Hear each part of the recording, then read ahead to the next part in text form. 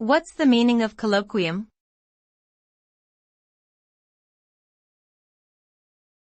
Colloquium.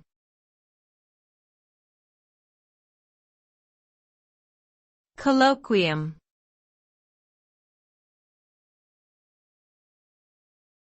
Colloquium.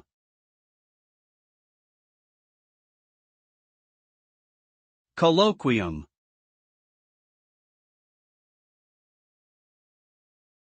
A colloquium is a gathering or seminar for discussing scholarly or intellectual topics.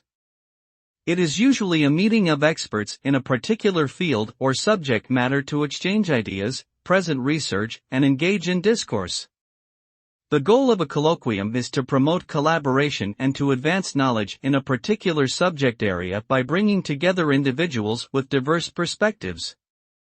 Colloquia often result in the production of new insights, theories, and research findings that contribute to the advancement of knowledge in various fields.